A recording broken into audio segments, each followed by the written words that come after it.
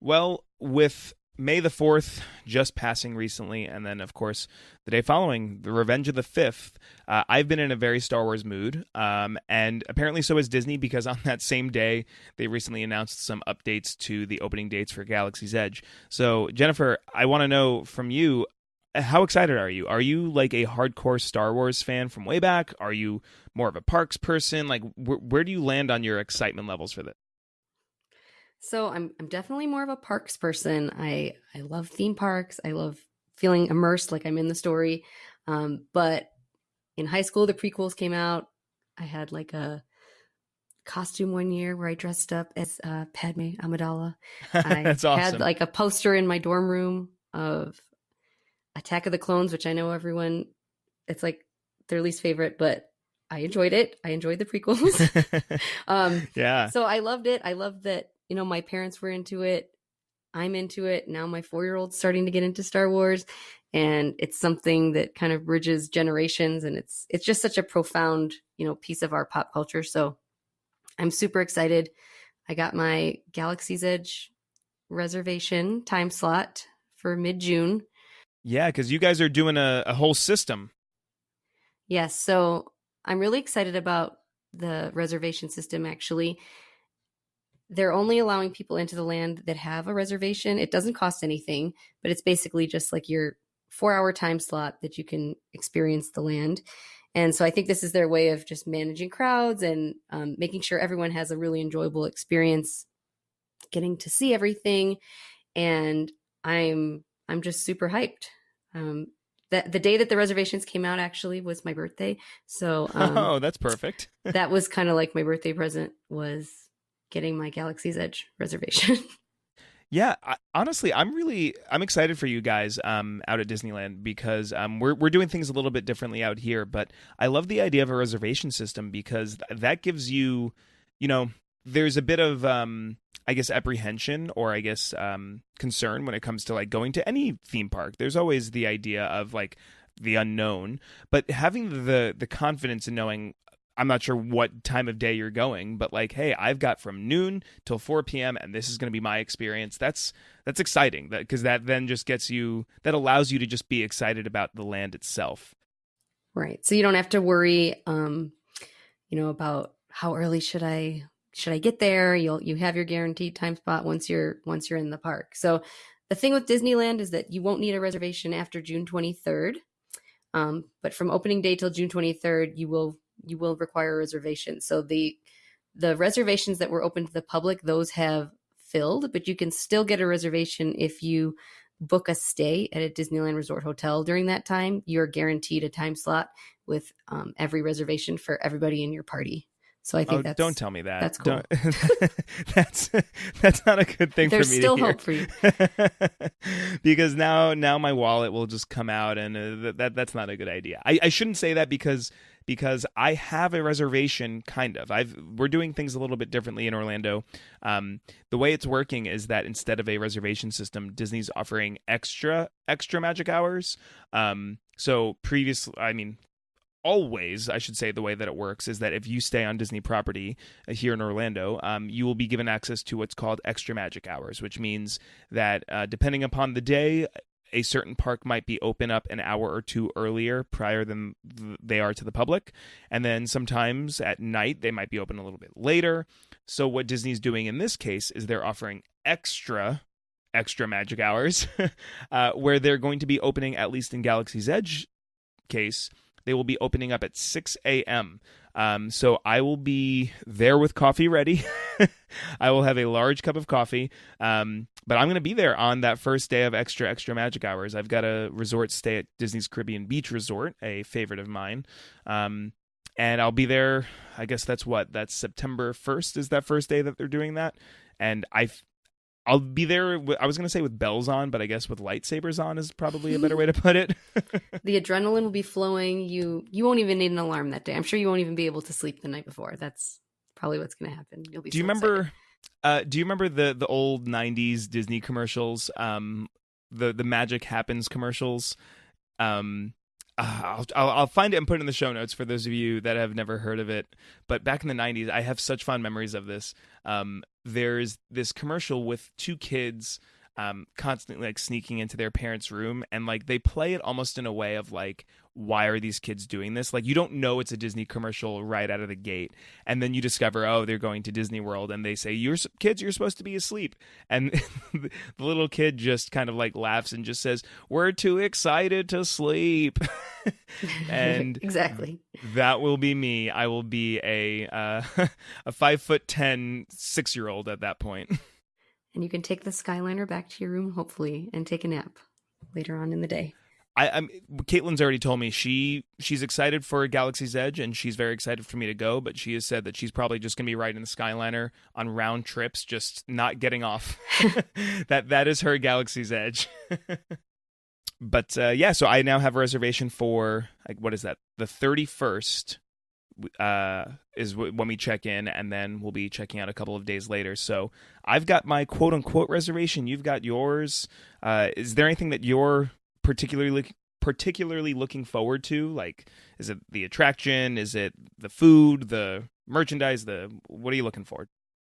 So I'm definitely into the food. That is going to be, one of my top priorities. I'm not even sure. I've looked over all the, when they initially announced all the different food and drink items, and I'm like, okay, I want to try that. I want to try that. I want to try that. So I'm gonna have to narrow it down for that trip. But I'm just really into like details, Disney details, Imagineering details, like just kind of looking at the land itself, walking around, like looking at all the little details everywhere.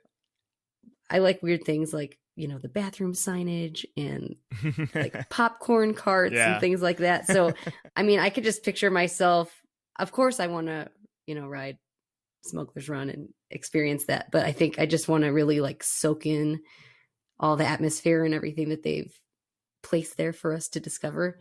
Mm-hmm. I'm also interested to try, they explained that there's going to be some, interactive stuff on the Play Disney Parks app. Yes. So I'm interested in that as well. It's funny because I feel you might be able to empathize with this, but I feel like when I talk to people that maybe are not yet hardcore Disney nerds like you and I, back before I lived here, they would always ask me like, well, how do you go so often? How are you there? I would probably go on average annually. Like, didn't you see everything? Didn't you ride all the rides is typically what they would say. And my number one response is, yeah, but I just like being there. It doesn't necessarily have to be, I don't have to be going on Splash Mountain to appreciate Frontierland. And I don't have to, necessarily be riding Flight of Passage to enjoy Pandora. Like the details and the environment in which you're in. Honestly, I go to the resorts. I'm the same way. Yeah, the atmosphere alone, just hanging out wherever you might be, that's my big pull. So yeah, you're right. I'm don't get me wrong. I'm a Star Wars nerd from way back. I will be very excited to ride the Millennium Falcon and pilot that thing. I might cry, but where I'll probably spend a bulk of my time, I just want to kind of wander the shops around there. The whole concept of it being like a marketplace in Marrakesh or something, that sounds like something they have really never done on that scale. So I want to get in line right now. I'm excited. They released that musical suite that has like the Galaxy's Edge music. So that got me kind of excited. Like I pictured myself, hearing that and like walking into the land for the first time. And like, I cried the first time I entered Pandora, and I had already seen tons of pictures of it online, but just when you're there, the scale of it, like it just really like was overpowering. And I'm like, oh my gosh, this is like, I just couldn't help it. I just started crying. So I have a feeling that, similar emotions are going to probably come over me when I enter Galaxy's Edge. Yeah, it's almost one of those surreal feelings for me because, I mean, however long ago Disney announced that we were going to be getting Galaxy's Edge on both coasts, it almost felt like, all right, well, see you in 10 years, or what felt like 10 years. Like, I just assumed this sounds like a huge endeavor. This will be a very long time before I'll actually be able to experience this. And now I'm like looking at my watch, like, you guys get it in weeks. Weeks from now, you'll be there. That's crazy. It's right? Yeah, definitely surreal. I had a similar feeling like with Avengers last week. I'm a really big Marvel fan, and it almost like sprung up on me where I'm like, oh, Oh, in 5 days, I'm going to be in that movie theater, and here we are. So in the same vein, yeah, I'm going to be very jealous seeing you on Twitter posting photos in mid-June of Galaxy's Edge. I will be fairly envious. Well, that being said, we should probably move on to the main topic. I definitely don't want to keep you all night. Sup Nerds, welcome to this week's episode of Average Diz Nerd. I'm your host, Danny Bogue, and as the title says, I am but an average Diz Nerd. Thankfully, though, I am fortunate enough to know some above-average Diz Nerds. And with Mother's Day approaching soon, I thought it'd be fitting to have an episode of the show that pays tribute to moms everywhere. I could think of no better way of doing that than by inviting today's guest, coming from the Disney Parks Moms panel, Jennifer Lapsker. Hello. Welcome to the show, Jennifer. How are you? I am great. Thanks for having me. And a very happy early Mother's Day to you. Thank you. My whole idea with this show is, well, I am not married. I don't have children. I remember going to Disney with my mom and my dad, but I could always see how much work parents are putting in every single day. And moms, you are superheroes. You really do some crazy work. So I just wanted to pay tribute to that. Let's start off, though. I wanted to talk to you about the moms panel. For those guests at home that might not be fully aware of the moms panel, tell us some more. Give us some background on what it is. So the Disney Parks Moms panel, it is an arm of the official Disney Parks site. So it is not like a fan site. It is an official Disney site, but it is a place where guests can basically ask questions about planning virtually any aspect of a Disney vacation, whether it's Walt Disney World, Disneyland, Disney Cruise Line, Disney Vacation Club, like that includes Aulani. If you have questions about Run Disney, any aspect of a vacation, and they'll get a personalized answer from one of us, one of the panelists, that will not only answer their question, but hopefully give some helpful tips and firsthand advice to really give them like a personal answer versus just something that they can find, on Google if they, searched a question. So it kind of feels like, you're asking your friend or your neighbor. And I think that for the panelists themselves, this is what we love. Like, this is what we have been always doing. And so now we can do it sort of in a, semi-professional way, but we just, love to share our passion about, Disney parks and Disney vacations with others, and then hopefully it'll spread to their family and we can kind of have that pixie dust trail, and they can pay it forward to their friends if they learn some things from us. So it's just a very communal sort of forum for people. Yeah. You know what I've always loved about it? I mean, to your point of being an official arm of the Disney Parks website, is, I mean, way back when I was a cast member, I did a whole episode about the Dream Squad, and our role was in my eyes, was to know people. I was just well connected as a cast member. I knew a lot of people, and sure, I had knowledge of my own, but I knew where to find a lot of really good answers. And I was recently looking around the Moms Panel website, and some guest had asked a question about, I think it was about flotation devices, like in pools, like what can my kid bring to, like, we're going to be staying at the Contemporary, like what could my child be using in terms of flotation devices. And the answer that the panelist answered, so yeah, she contacted a lifeguard at the Contemporary Resort, and that cast member got back to her, and then she posted to that guest, and that was just such a cool moment for me, because I went, oh wow, like they really have the direct line answer, and that's such a huge advantage. So that's so cool. Yeah. So what I also wanted to mention too is we're not just moms, which I think is kind of a misconception at first. And then when you go and you learn more about the panel, you realize there's moms, dads, aunts, grandmas, non-parents. So we're a really, large group, and we have a lot of, experiences, different types of experiences in the park. And when we pool all that together, we can hopefully answer pretty much anything. And if we, for some reason, can't, we'll, like you said, we'll go to a cast member, we'll call, we'll do the research, and we'll help that guest out as best as we possibly can. And I mean, you bring up a really good point of different backgrounds, and like I could see that the panel is very large and so many different great pieces of knowledge that they can pull back from. What brought you to the moms panel? How did you get involved? Like, what does that whole process look like? So you'll usually see around September, early fall, you'll see an announcement on various social media streams like on Twitter and Facebook that Disney announces that they're putting out the application for this year's next Disney Parks Moms Panel class. And it's typically about 10 to 12 people. I think they're in their 12th year right now. So, oh, wow. Times that there's like 100 something people that are in this sort of vault of moms panelists. And then every year there's like a new class. So, and almost anybody can apply. They do list some specific, requirements. Like you can't be a current cast member or have one in your family. You can't be a travel agent or have one in your family. And then you have had to have visited a park usually within a certain amount of time. And that's pretty much it. And then from there, the application's open to everybody.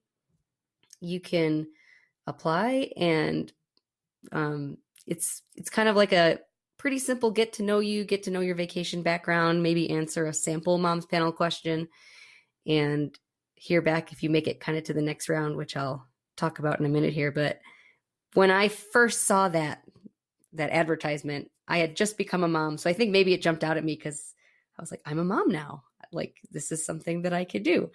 And so my son is 4.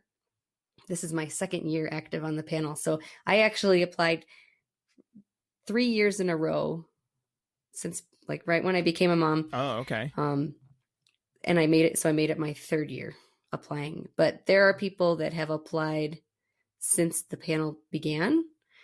They applied 10 years in a row. There are people that have applied for about 5 or 6 years. So for a lot of people like me, they see the panel as sort of like their goal or their Disney bucket list thing to do.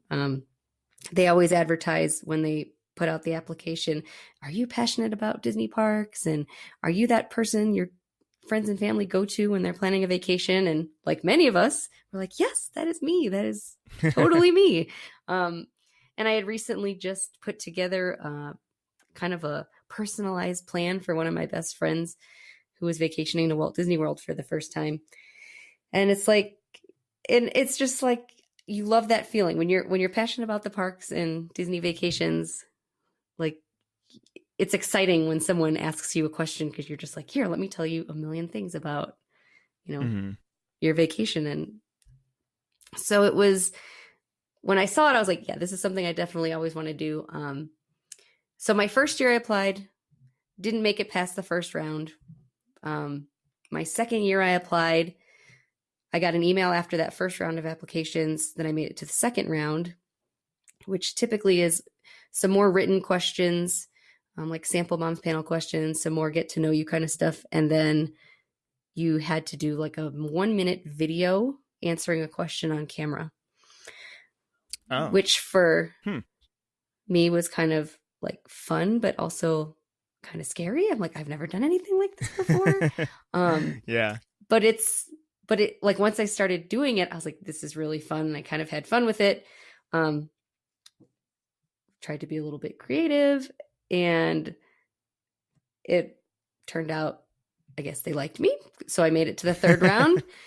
And so the second year applied, I made it to the third round. And in the third round, you are on a call, like an interview call with people from Disney. Okay. And so it's basically just like a phone interview at that point. Yeah. I then got a call that I did not make the panel my second year. After about like a month-long process. So that's another thing I think some people need to realize too, is that, it's not like a contest. It's not a sweepstakes that you just apply for and you could win. It's definitely something you have to kind of work hard for. And they definitely take, into consideration all applicants and really, look over every application. And I was a little discouraged after I didn't make it. But again, it's like, it's something I want to do. Next year came around, my third year, and I'm like, okay, I'm going to apply. And went through the same thing again, made another video for round 2 and did another phone interview. And then I got the call that I made the panel that year. So it was definitely like a crazy emotional journey, over the years. Yeah, that's a roller coaster to say the least. Yeah. You know, one of my big things I tell people too is, I mean, just the application in and of itself, the process, I think is just such a cool thing. It's a learning experience. It's using skills that maybe you haven't used in a while. Definitely like I always liked writing and I wrote in school, but being a mom and I work as a dentist, it's not something I really do on a daily basis. So it's kind of cool just kind of doing that all over again. I've never made a video before. That was fun to do. I made a ton of friends, in various Facebook groups and things like that during the process. So, I mean, even if you don't make it, it's still something that's worthwhile, to do, and keep trying, even if you don't make it, because you never know when it'll be your year. Like I said, a girl in my class applied 10 years in a row and made it on her 10th year. That is awesome. Yeah. I mean, good for her and good for you. And you're right. Like, at least in terms of like, in my experience with jobs, there are times in which there are just so many factors that go into like who gets picked for what, and whether or not you get chosen for something. Like, so often I feel like I've beaten myself up if I didn't get a promotion or something, and then I get context potentially years later and go, oh well, there were other factors at play other than just me. And like you said, like you can continue to learn and kind of develop those muscles over time. So that's really cool. That sounds like a worthwhile experience, and I'm sure it's very, very fulfilling for you now, I would assume. Oh, definitely. Yeah. So let's get into, I guess, kind of what that's like now that you've been a part of the panel for quite a while now. What would you say some of the questions that you've received are, or I guess like in broad aspects? What are some common things that you might expect to find on this page? So we really get, like I said, we get a wide variety of questions. We get a lot from, first time visitors who they might not even realize there's a difference between Disneyland and Walt Disney World. Questions just about how to buy tickets or explain Max Pass, or someone who's maybe familiar with Walt Disney World and they're wondering about transportation between the parks and they don't realize that Disneyland is two parks that you can walk between, so you don't have to do transfers. Yeah. So on the panel, I answer specifically Disneyland questions. That's my specialty that I applied for. Occasionally, because I do have some experience with Walt Disney World and Run Disney, and I'm a Disney Vacation Club member, I'll answer a little bit of those. But, we get a lot about Max Pass now, because the last year or so that's been, like the big new thing at Disneyland, which is amazing. And, of course, now Star Wars Galaxy's Edge, tons of questions about that and about the reservation system and, questions about benefits about staying at the Disneyland Resort hotels versus a Good Neighbor hotel. And then, a lot of questions about kids, like what can they do with their infant and things, to do with a preschooler. And I think a lot of people don't realize any attraction without a height requirement, you can take even a baby on, and they're surprised to see that. So color me surprised. Yeah, there's a ton me. You can do with infants and toddlers at all the parks actually. But I didn't know that. And honestly, now that you bring it up, I see now you've got my brain going. What's the TLDR on Max Pass? I haven't, unfortunately, been to Disneyland in 7 years, entirely too long. But I've been hearing a lot about it, and I've heard unanimous praise and excitement about it. So, like, what's the skinny on that? So it is a paid service. You pay one price per day per person. It allows you to make digital Disney Fast Pass selections through the Disneyland app, kind of like Walt Disney World, but not really. You don't do anything in advance. So you just, as soon as you arrive and you scan your ticket through the gate, that's when you can begin making your first Fast Pass selection. You're only allowed to make one at a time, but you can make them throughout the whole day. So if you're efficient, the app will tell you when you can make your next selection. So I like to set an alarm on my phone just because sometimes it's easy to get caught up in all there is to do and you might forget to make your next selection. So I always set an alarm, and it's amazing like how many attractions you can do in one day with Max Pass. It also includes Disney Photo Pass. So you can take Oh, unlimited Photo Pass pictures through the day, and you can get those downloads any day you purchase it.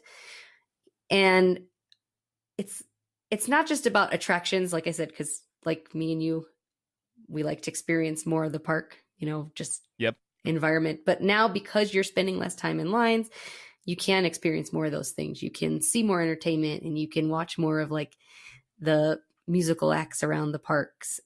And they've also added, just like at Walt Disney World, they've added mobile order to the Disneyland app. Oh, So yes. between Max Pass and mobile order, you can really cut your time in lines, and you can just experience more, of everything.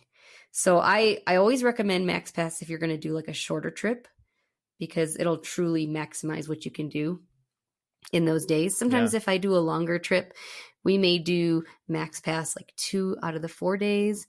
And maybe for those other 2 days that we don't have Max Pass, we'll do more entertainment kind of stuff or see more shows.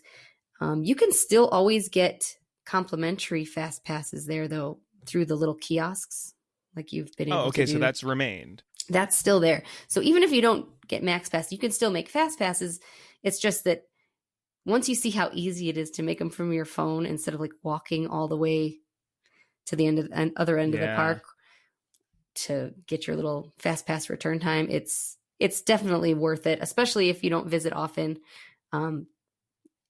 I love that you can use it for both parks. So if you have a park hopper ticket and you're in It's a Small World, you can make your Incredicoaster fast pass selection, which is, total opposite end Yeah. of the resort. So it's just it'll save you footsteps, it'll save you time, lets you experience more. It's really great. Wow. Everyone loves it. I mean, I haven't heard any complaints about it. It seems to work really well. The app works well. I've never really had any technical difficulties, so it's been like really smooth sailing so far. I mean, I like the branding of it. I like Max Pass because now that you point out that Fast Pass still exists, it very much so sounds like, well, you're maximizing your trip. You will have a fast time with Fast Pass, but if you want to maximize it, then Max Pass. That's really smart and efficient naming for it. And I'll tell you, as a Walt Disney World annual pass holder, one of the best, honestly, I love being a pass holder for many reasons, but one of the best things is I love that we have PhotoPass access wherever we are. Like if we're in the middle of the park in front of Cinderella's castle, or if we're on an attraction, like if I'm on Everest, I just swipe my card at the kiosk and I get my photo. Whereas previously there was such an idea for me, at least, of going like, well, do I really want that photo? Like Right. I can take that money for the photo and spend it elsewhere, but knowing that I can just get a photo no matter where I am, I get them. Gosh, my account is full of them. They're all over the place. Yeah, I love that too with Max Pass. I mean, I hardly ever would stop for Photo Pass. Now it's like every time we have Max Pass, I stop at almost every single one I can, because it's like, why not? It's included. So. Mm-hmm. So, I mean, like I mentioned earlier, I don't have children, but I respect parents. Like, that's a really good point. It is Mother's Day, but I respect parents so much for kind of like what they, like how they give their kids such an amazing time. I respect my mom and dad for giving me and my sister such an amazing time at Disney. That being said, well, kids don't have infinite energy. I know it seems like that at times, but they do tucker out after a while. So if you're doing that long day at, say, Disneyland or Disney parks, etc., kids, I'm sure, can get pretty cranky at times. So in those scenarios, like you as not only a mom's panelist, but of course as a mom yourself, what are some of your favorite tips and tricks about how to, I guess, your favorite remedies for those situations? So one of the things I always recommend, and as much as like parents might not always be morning people, in general, kids tend to do a lot better in the morning. I see this in my dental practice because I work with kids. Oh. And we tend to schedule kids with like more complex procedures in the morning because in general they're happy, they are well rested. Same applies at the parks. You know, as the day goes on, they're, more tired or they're hot and maybe they've sacrificed a nap because they're going on attractions all day. And that's kind of when those meltdowns usually happen. So try Mhm. to arrive early, do as much as you can early on because that's also when the lines are obviously like the shortest. Kids have usually a harder time waiting in line. So it's kind of a win-win for everybody. um, we're always there rope dropping with my son because I know that say around like 12:01, he's going to get kind of cranky and he's going to probably need a nap. And, I think the earlier, the better to do as much as you can like that. Try to stick to their same schedule as much as possible. And so that may mean like sacrificing a fast pass if maybe it's better for them to take a nap. Like everyone will win if they take their nap and they end up, waking up a happy camper versus trying to, drag them to do as many attractions as possible. And then that's when they have their meltdowns. So I also recommend, lots of snacks and lots of water. I always carry, some little like granola bars and things like that in my backpack for him if he gets hungry when we're waiting for an attraction. Don't forget potty breaks. Sometimes that can also, you're running, oh, we have our next fast pass or we have a reservation. So, just try to stick to the schedule, not to forget anything that they wouldn't do at home. And I think in general, your trip will be a little bit more smooth. Yeah, it's it's funny that you talk about like the whole rushing to attractions, rushing to fast passes, etc. Just recently, my girlfriend came with her sister and brother-in-law and her nephew. They were actually at Magic Kingdom on Mickey Mouse's birthday, which her nephew was very excited about. And something that was funny was, yes, he was very excited to go to different attractions. He would always ask Caitlin, like, what do we do next? And she would go the Jungle Cruise. That sounds perfect. And then they would just go. He's young. He's a toddler. And what was interesting, though, she was telling me, like, there were times in which he didn't necessarily even want to move to a next attraction. He was perfectly happy, seeing Mickey far away from a parade, or just seeing Cinderella's castle. Sometimes he just wanted to go look at the castle. So it's so easy for us as adults and me as, a 30-year-old guy just trying to go to Disney and like do whatever, that, yeah, sometimes kids don't even necessarily want to follow that strict, regimented, gotta go do it schedule. Sometimes a nap is all that's that they really need. That's actually one of my other big things I always talk about is like the over planning aspect. I vacationed a lot to Disney parks prior to having a kid, and I was like that. I was like, boom, boom, boom, we got to hit this, do this, dining reservation here. And when you have young kids, I think you have to kind of step back and maybe only plan like one meal a day that's set, or be okay with sacrificing some things because you don't know what your kid's going to really enjoy or like. And I think you'll be surprised. So my son, we vacationed with his cousin who was a little princess, 5 years old, obsessed with princesses. We waited in line with her thinking, okay, we're just going to do this so she can meet these princesses. And she ended up getting really shy, didn't want to even go near them. And then my son like loved it, wanted to talk to all the princesses. And so we spent the night basically doing princess meet and greets instead of doing attractions, which we thought he would like more. So it's just, you just never know. And like you said, just the atmosphere, like my son loves walking down Main Street and just kind of hearing the music and people watching. And I would go to turn into like the Emporium and he'd start crying. I'm like, what? He's like, go back. And he just wants to be like on Main Street. That's where he's happy. So it's, you don't know. Mm-hmm. Well, I mean, I think that kind of segues well into the next question I had for you was, I mean, yes, it can be exhausting for children to go to Disney because they're very little and it's very hot at times. But I can definitely speak from experience as an adult, not even as a parent, just as an adult, that it can be exhausting for us as well. So in that same vein, like as a parent, that's trying to obviously give your kid the best vacation that they can have. How do you actually have a vacation? How do you maintain your sanity and not let the heat get to you?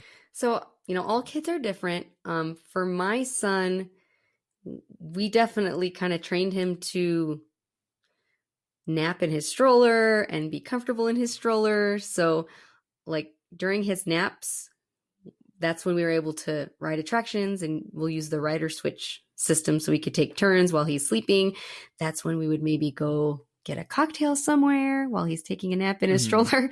So another thing is, there are those babysitter services available, that there are third parties that will come to your hotel if you're staying on property that Disney works with. So they're not actually Disney babysitters, but Sure.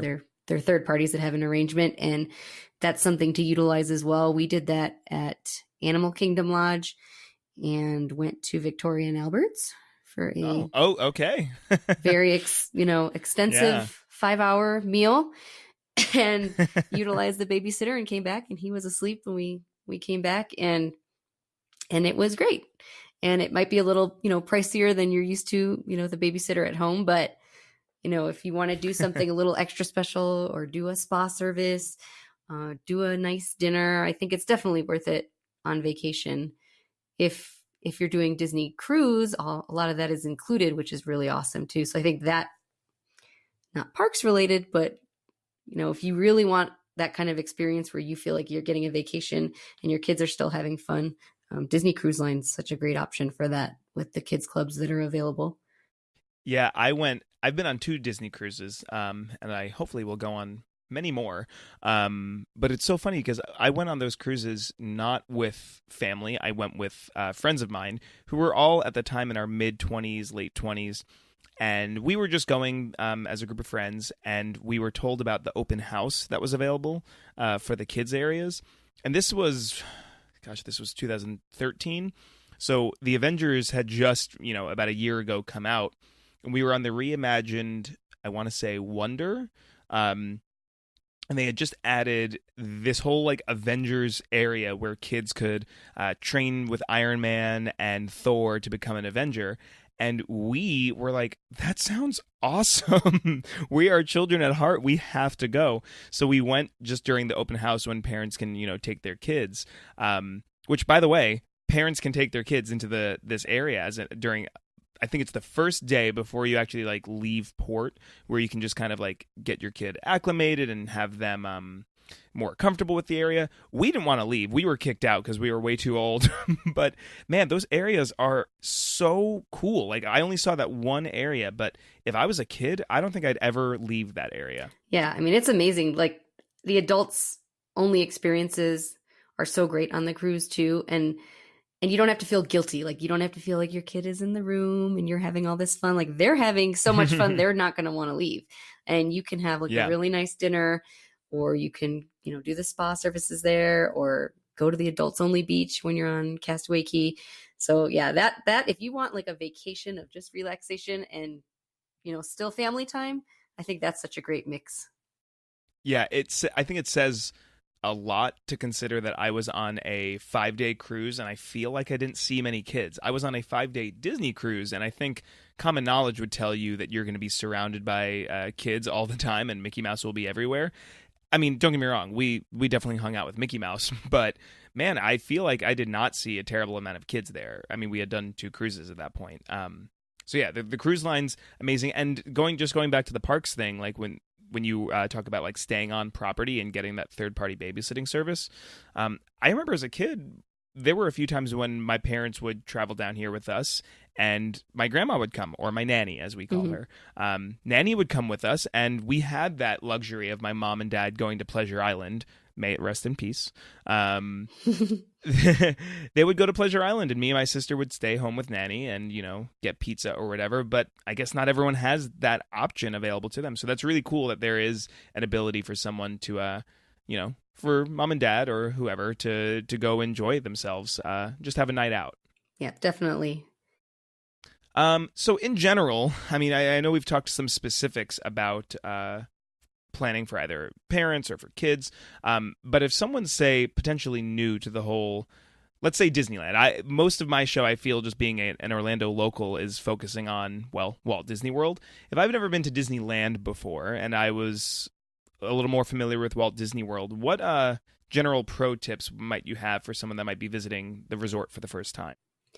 So as far as planning goes, the thing I love about Disneyland is that you don't have to plan as far in advance. So the earliest you can even make a dining reservation is 60 days in advance versus the 180 days at Walt Disney World. Yeah. And since you're not making fast pass selections before you arrive, you don't have to plan down your day like in such detail. So, go through the list of all the amazing restaurants, maybe pick a few must-dos that you want to do. For entertainment, they have some really great dining packages that include viewing areas, and I think those are amazing. Like for Fantasmic, we don't have the luxury of all that stadium seating like Walt Disney World. Yeah. So sometimes finding a spot may have to stand around for a long time. And with those dining packages, you can be like guaranteed an amazing meal, and you'll have a spot to view that entertainment. So they've got that for World of Color, Fantasmic, for even the Frozen Live at the Hyperion show that they have there.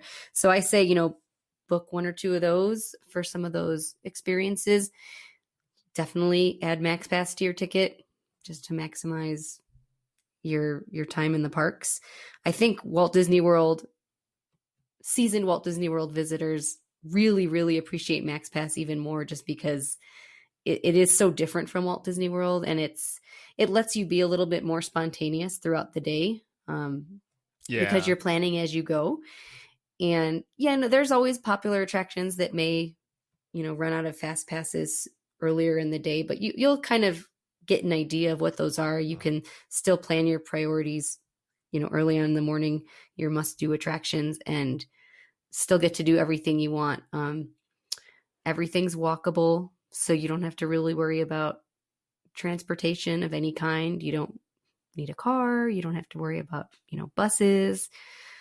Just you don't have to overplan as much. Everything's very, close, so you can change your plans throughout the day, and you're always still going to have like a magical experience. You're not going to miss anything because there's just always so much to do. Yeah, the proximity is definitely something I remember. The first time, when did I first go? 2009, I think, was my first trip to Disneyland, and I at that point was 19 years traveling to Walt Disney World, and the ability to stand. For those of you that don't know, if you're standing in front of the gates of Disneyland, what you would expect from Disney World is that you'd spin around and see Bay Lake, but you spin around and you see another theme park, Right. and you see California Adventure, and that seriously is a game changer from like you said, like a lack of planning point of view, because you can feasibly go from Space Mountain to Radiator Springs Racers. I mean, I did it. Exactly.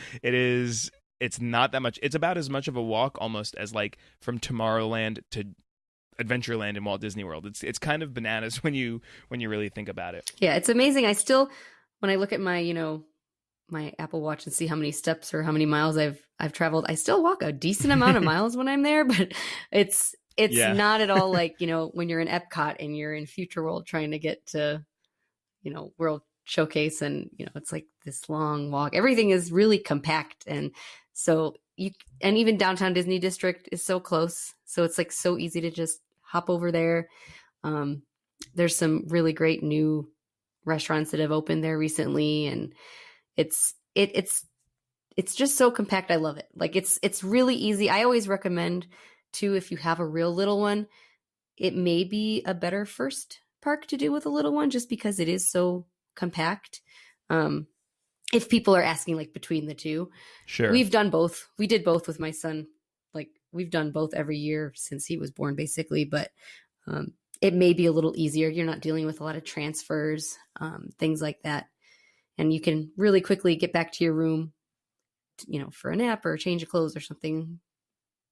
Yeah, the speed is really great, and it's not only speed, but like Disneyland's condensed. There's so much stuff in so many places, and I mean, you brought up a good example of some of the new restaurants that are coming up to the downtown Disney area in Disneyland. So, with that, I want to ask you. I know you've mentioned a few times that, like for example, food is a priority for Galaxy's Edge. What are some of your favorite either quick serve or sit down, or honestly, even just snacks around?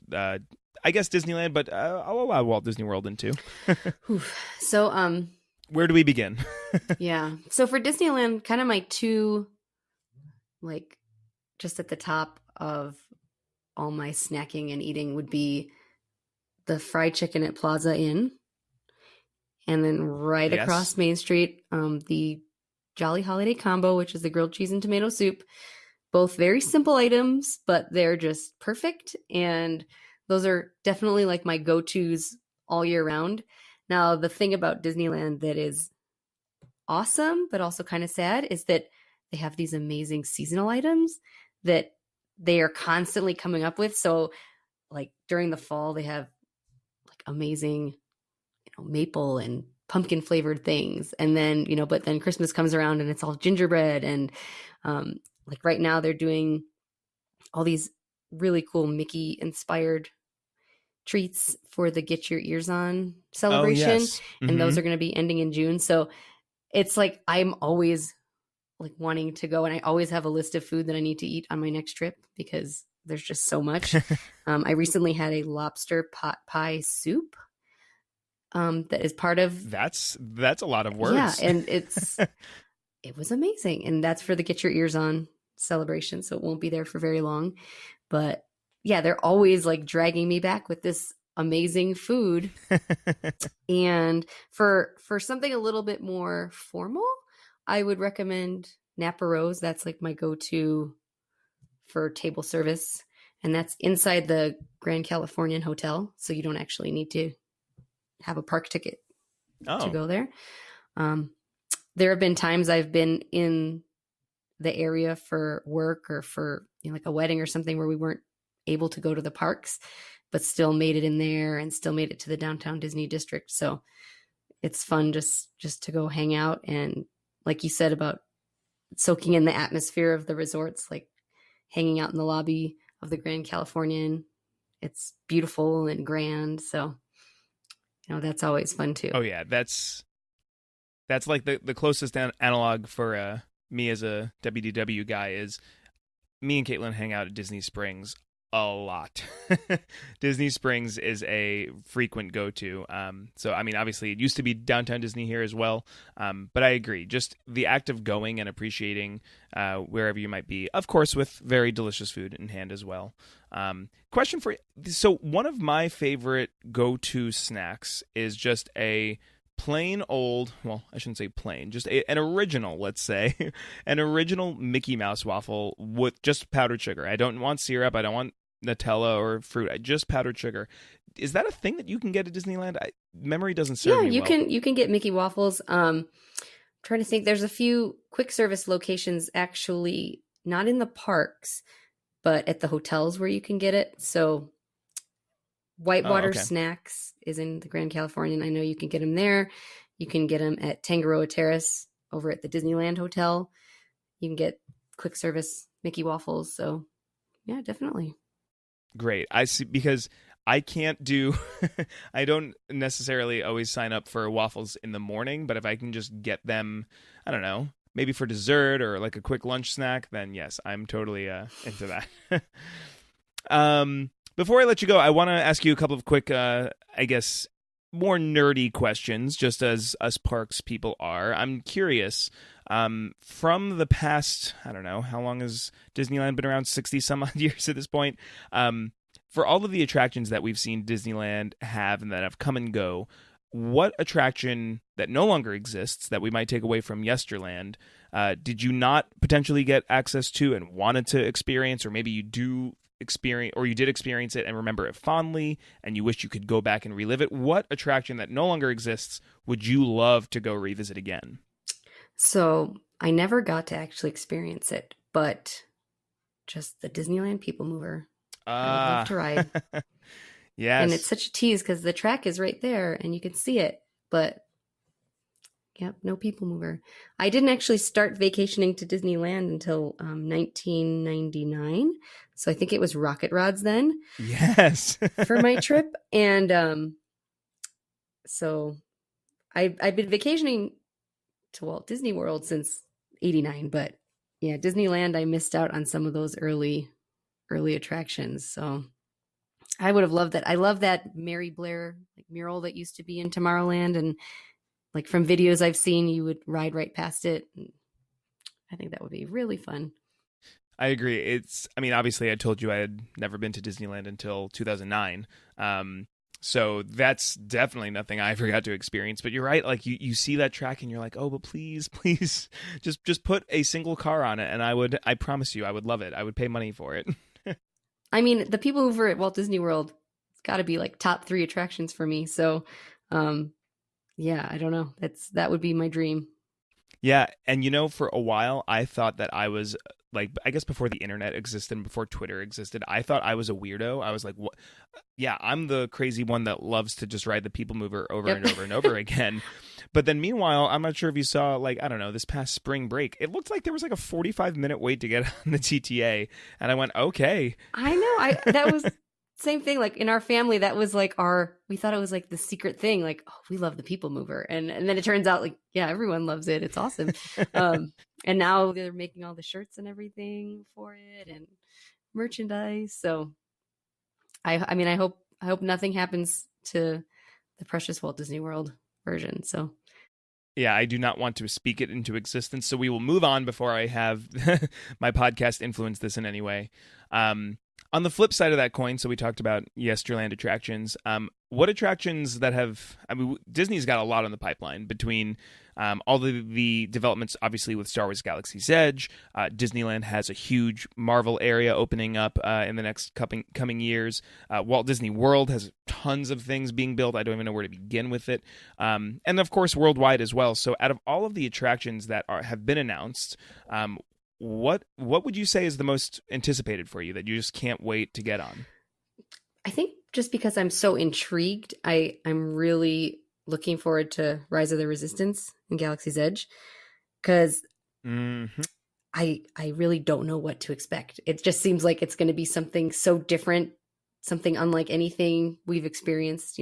That's kind of like what we're hearing, right? So, yeah, I'm just like totally intrigued by the whole experience and everything with that. I mean, I'm also excited about Tron, but we can kind of see that in Shanghai, and that just looks like it's going to be a blast.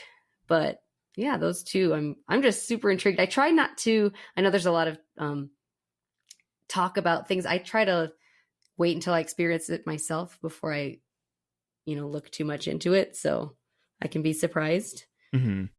Yeah, that's how I am with movie trailers. I to make a Game of Thrones reference, I'm the Unsullied. I refuse to watch trailers. I don't want that experience ruined for me. I'd much rather just go in blind. Unfortunately, I can't say I agree with theme parks. I am very tempted to learn as much as I can about theme park stuff, but I understand that concern for sure. And it's funny because I'm not sure if you saw on Twitter today, but I had the great opportunity to meet Matt Panzarino, the editor-in-chief at TechCrunch. So I ran into him today, just as fate would have it, and we started chatting it up. I told him I'm a Disney nerd. I know he is too. And we were talking, and he actually had the opportunity to go to Galaxy's Edge month and change ago. Like Disney had brought in a bunch of media people, and he had the opportunity to go check it out. And I was trying to get as much as I could about Rise, because Rise, I agree, is probably my most anticipated, because I just don't think we've seen... There are aspects of this attraction that we haven't seen before, like a trackless ride vehicle in, the States for Disney, or a Star Wars attraction for that matter on that scale, or I don't know, the amount of animatronics that there might be, or the fact that it has to do with the current movies. Like, we can go on a laundry list of things that we've never seen, but they're all in one attraction. And my brain kind of melts to consider, how do you even begin to coordinate all of that into one giant operating thing? So whenever that does end up opening, which I counting down the days, hopefully very soon, man, I think I'll be willing to wait in line for that one. Definitely, yeah. I'm really excited for hopefully when we have like an opening date for it, so we can count down. Well, I mean, we now have. It's like we said earlier. I thought we would never get an opening date for the land itself, and here we stand. So, in weeks you will be there, and then in a couple months I will. And man, I'm so ready. Well, Jennifer, thank you so much for joining me. The Moms Panel has been something I've been somewhat aware of, but not terribly, familiar with the details. So thank you so much for educating me and also my listeners. That being said, if people want to learn more about the panel and you, where can they find you? Where can they find the panel? Where should they go? You can just Google or go to DisneyParksMomsPanel.com, and you can go to lists of panelists. You'll see all the current panelists that are asking questions. I'm Jennifer L., and you can ask questions directly to me, or you can just ask general questions and we will get to them. We answer every single question and no question gets left behind. So you will definitely get an answer from one of us. You can also find me on Twitter. I'm at JLAP64. It's JLAP64. I'm there most of the day. Oh, trust me, I know the feeling all too well. My phone notifies me and says, you've spent X amount of minutes on Twitter, and I have to pause for a moment sometimes. Well, if you've enjoyed this episode, please leave me a review on iTunes. I would love to hear more from you, the listeners out there. I would love to hear just what you've thought of this one, but also previous episodes, anything that we're doing good, or things that you'd like to hear more of. And if you do, who knows, maybe I'll throw a new ADN sticker your way. If you haven't seen, I just redesigned the podcast logo. So if you look at your show art right now, I have a sticker version of that. And if you leave me a review, screen cap it, send it to me on Twitter. Maybe I can send you a copy of one of those because they're really great. I've got one on my water bottle that I'm looking at right now. That being said, you of course can find me at Average Diz Nerd on Twitter, Instagram, Facebook, all the social media places. But until next time, later nerds.